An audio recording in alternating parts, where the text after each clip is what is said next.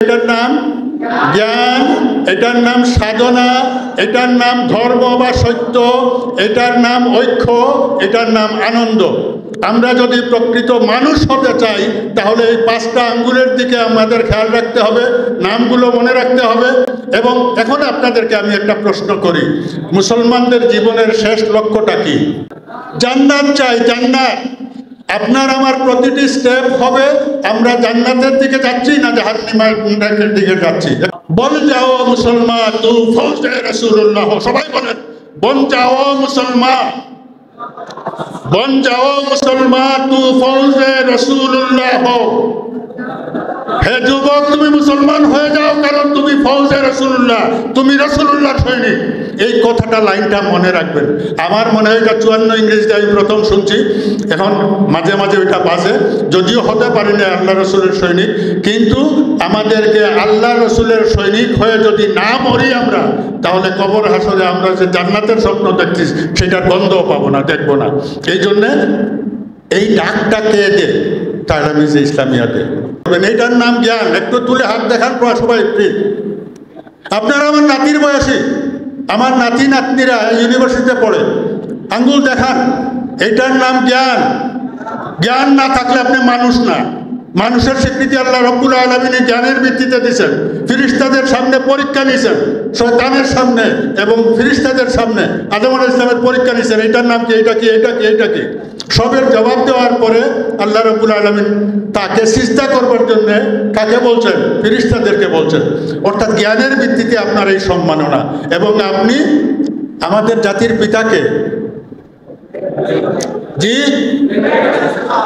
জি ইব্রাহিম ইসলাম, এটা আমাদের পিতা 3 জন, জাতির পিতা 1 জন কোরআন অনুযায়ী, মিল্লাতা আবিকুম ইব্রাহিম।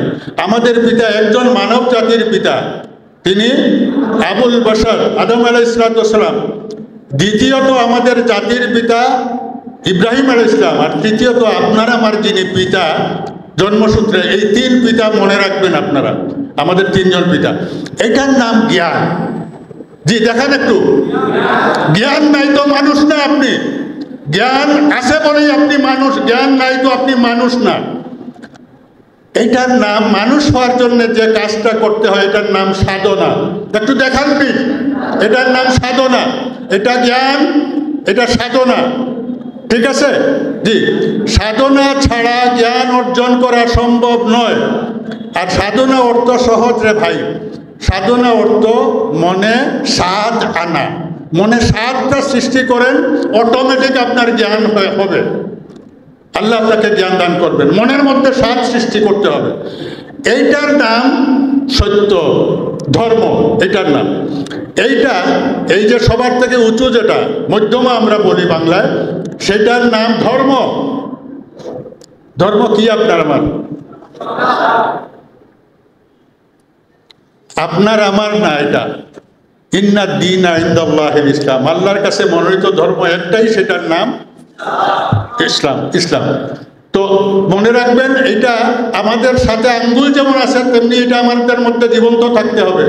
আর 3 নম্বর, এটা 3 নম্বর না, এটা 4 নম্বর কি জানি। আচ্ছা, এটা হয়েছে একটা নড়ে না, এই জন্য এইটার নাম ঐক্য। এই যে আমরা সবাই এখানে হয়েছি, সুন্দর একটা সম্মেলন হচ্ছে, সুন্দর কিনা বলেন? এই ঐক্যবদ্ধ হওয়ার কারণে মনে রাখবেন যে আমাদেরকে জীবনে জয়ী হতে হলে ঐক্যবদ্ধ থাকতেই হবে। এবং তানামিজ ইজ এ প্ল্যাটফর্ম, ইউনিটির একটা প্ল্যাটফর্ম মুসলমানদের। আর এইটার নাম আনন্দ।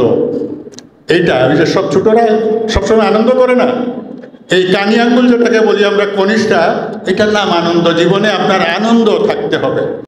তো এই জন্য একটু দেখাই আমরা। এটার নাম জ্ঞান, এটার নাম সাধনা, এটার নাম ধর্ম বা সত্য, এটার নাম ঐক্য, এটার নাম আনন্দ। আমরা যদি প্রকৃত মানুষ হতে চাই তাহলে এই 5টা আঙ্গুলের দিকে আমাদের খেয়াল রাখতে হবে, নামগুলো মনে রাখতে হবে। এবং এখন আপনাদেরকে আমি একটা প্রশ্ন করি, মুসলমানদের জীবনের শেষ লক্ষ্যটা কি? আমরা কি চাই শেষ পর্যন্ত? জান্নাত চাই, জান্নাত। আপনার আমার প্রতিটি স্টেপ হবে আমরা জান্নাতের দিকে যাচ্ছি না জাহান্নামের দিকে যাচ্ছি। একটা কথা বলি যে একজন মুসলমান বিশ্বাস করে সে অমর, তার মৃত্যু নাই। মौत को समझे है गाफिल इख्तिताम जिंदगी है ये शाम जिंदगी सुबह दुआ में जिंदगी। মৃত্যুকে হে গাফিল, তুমি কি মনে করো জীবনের শেষ? না, জীবনের শেষ এটি নয়। এটি হয়তো এমন একটি সূর্যোদয় যেটা কোনোদিন আর সন্ধ্যা দেখবে না, অথবা এমন একটি সূর্যাস্ত যেটা আর কোনোদিন সূর্যোদয় দেখবে না। এই দুটোর নাম হচ্ছে জান্নাত আর জাহান্নাম। জান্নাত আর জাহান্নাম। আমরা জান্নাতের অভিযাত্রার যাত্রী। এবং এই কথাটা আমি যখন বলতেছি 78 বছর বয়সে এসে, এটা আপনাদের মধ্যে ততটা, আমার মধ্যেও খুব একটা কার্যকর তা নয়। আপনাদের মধ্যে কার্যকর করবার জন্য আপনাদেরকে একটা কথা মনে রাখতে হবে। কথাটা কি? আমাদের জাতীয় কবি কাজী নজরুল ইসলাম, তার একটা কথা আছে, ইসলাম সে তো পরশ মানিক তারেকে পেয়েছে খুঁজি, পরশে তাহার শোনা হলো যারা তাদের আমরা বুঝি। এই যে ইসলামকে জানবার জন্য আমরা রসুল্লাহকে দেখি নাই, আমরা সাহাবায়ে কেরামকে দেখি নাই, আমরা আউলিয়া কেরামদের অনেককেই দেখি নাই, এমনকি হযরত শাহজালাল রহমতুল্লাহ আলাইহিকে দেখি নাই। কিন্তু আমার সৌভাগ্য, আমি হযরত শামসুল উলামা ফুলতলি রহমতুল্লাহ আলাইহিকে দেখেছি।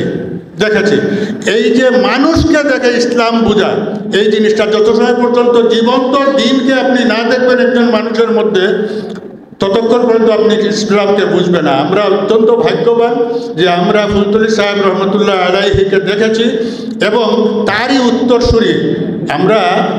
উত্তরসূরি হিসাবে আজকে এখানে হয়েছে। তার জীবনের মিশনটা কি ছিল? মিশনটা ছিল ইসলামকে বিজয়ী দেখা। এই জন্যে আমার 54-55 আমি তখন কিশোর বা তখন একটা কি গান বলবো, গানেরই একটা কলি আমার মনে পড়ে। আপনারা সবাই আজকে এটা মুখস্থ করে যাবেন আমার কাছ থেকে।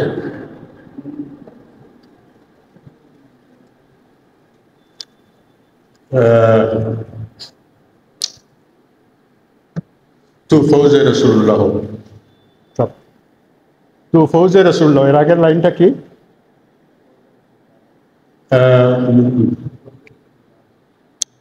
আমার ডাইমেনশিয়া, বন যাও মুসলমান তু ফৌজে রসুল্লাহ। সবাই বলেন, বন যাও মুসলমান, বন যাও মুসলমান তু ফৌজে রসুল্লাহ। হে যুবক, তুমি মুসলমান হয়ে যাও, কারণ তুমি ফৌজে রসুল্লাহ, তুমি রসুল্লাহ সৈনিক। এই কথাটা, লাইনটা মনে রাখবেন। আমার মনে হয় এটা 54 ইংরেজিতে আমি প্রথম শুনছি, এখন মাঝে মাঝে ওইটা বাজে। যদিও হতে পারি না আল্লাহ রসুলের সৈনিক, কিন্তু আমাদেরকে আল্লাহ রসুলের সৈনিক হয়ে যদি না মরি আমরা, তাহলে কবর হাসরে আমরা যে জান্নাতের স্বপ্ন দেখছি সেটার গন্ধও পাবো না, দেখবো না। এই জন্যে এই ডাকটা কে দে? তালামিজে ইসলামিয়া দে। তালামে ইসলামী এই ডাকটা দে, বন যাও মুসলমান তু ফৌজে রসুল্লাহ। আচ্ছা, আমি যে কথা বলতেছি আপনাদের কি ভালো লাগতেছে না খারাপ লাগতেছে? ভালো লাগলে একটু হাত তুলে দেখাতে হবে, বুট চাই। আলহামদুলিল্লাহ। এখন এই আমি বুট নেওয়ার জন্য এটা করি নাই, আপনারা হাত তুলছেন সবাই, কেউ এতটুকু তুলছেন, কেউ এতটুকু তুলছেন, কেউ এতটুকু তুলছেন। জি, এই যে এতটুকু তোলা, এটা অসাধারণ, অসাধারণ, এটা অসাধারণ। কারো বগলে বেদনা হয়েছে নাকি ভাই? এটুকু তুলায় হয় নাই আশা করি। জীবনে যদি বড় হতে চান, অসাধারণ মানুষ হতে চান, তাহলে আপনাকে একটু বেশি করতে হবে। এই যে ইন্টারমিডিয়েট পাস করছেন, আলিম পাস করছেন, এই আগের পড়াগুলো ভুলে যান, এখন কিন্তু শুরু করতে হবে নতুনভাবে। এবং প্রতিদিন আপনার পড়ার স্পিডটা বাড়াতে হবে। পড়ার স্পিডটা একটু একটু যদি বাড়ান, তাহলে কি হবে? অসাধারণ মানুষ হয়ে উঠবেন ইনশাআল্লাহ, ইনশাআল্লাহ, ইনশাআল্লাহ। এই অসাধারণ শব্দটা বোঝাবার জন্য এটার মন্ত্র কি ইংরেজিতে বলি, এ বিট মোর। বলুন সবাই, এ বিট মোর। একটু বেশি, আরেকটু বেশি, আরেকটু বেশি। জি, আজকেই গিয়ে পণ্ডিত হওয়ার দরকার নাই, একদিনে এক বছরে পণ্ডিত হওয়া যায় না, একটা কোর্সে পণ্ডিত হওয়া যায় না। কিন্তু এইটারও আরেকটা স্লোগান আছে, যদিও একজন হিন্দু ভদ্রলোকের শেখানো স্লোগান, সেটাও আমরা আজকে একটু দিয়ে দেব। আমি বলবো যতদিন বাঁচিব আপনাদেরকে বলতে হবে কিছু কিছু শিখিব। রাজি আছেন? যতদিন বাঁচিব, আরেকটু জোরে হওয়া দরকার, তাই না? যতদিন বাঁচিব কিছু কিছু শিখিব, এটাই আপনাদের জবাব দেওয়া উচিত।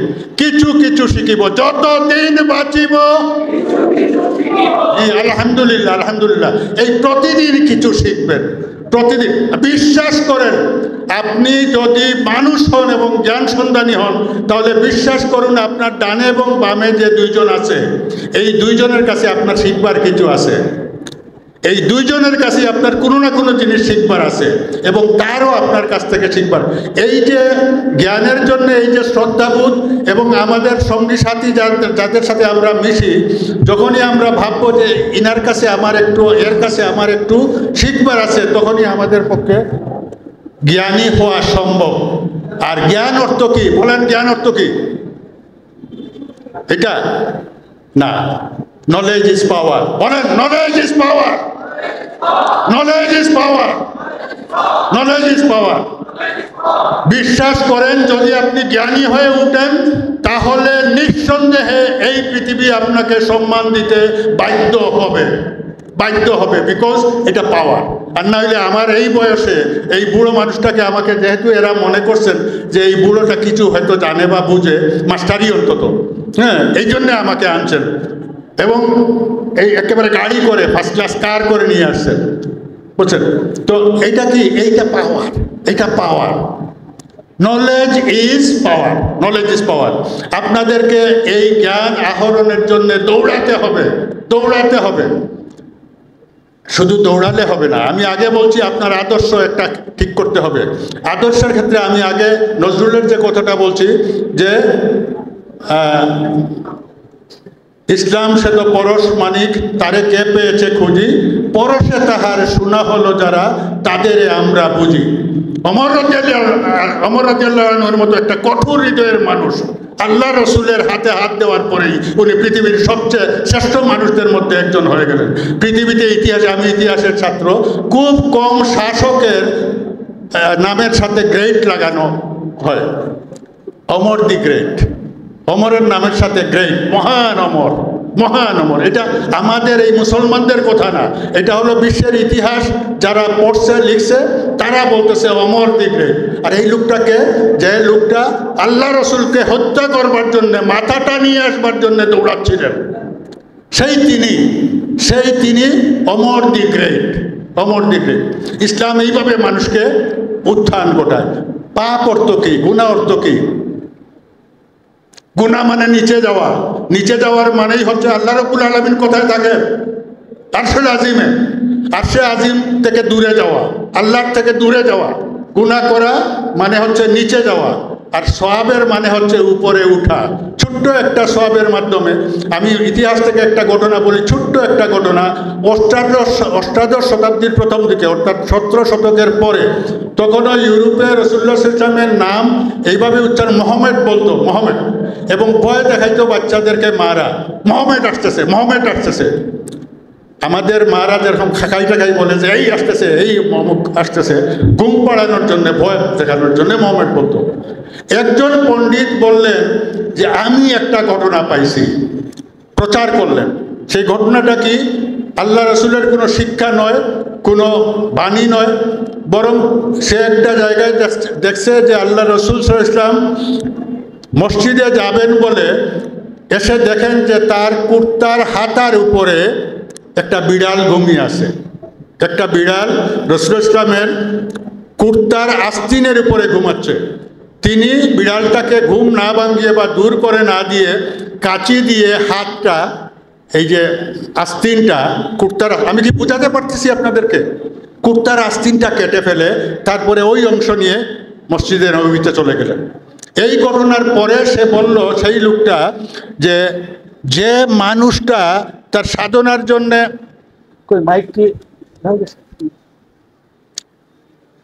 একটা বিড়ালের ঘুম না ভাঙিয়ে, একটা বিড়ালের ঘুম না ভাঙিয়ে তার হাতা কেটে দেন, তিনি কিন্তু এই যে তোমরা খাকাই বলতেছো, হ্যাঁ, ভয় দেখাচ্ছ, সেই মানুষ হতে পারেন না।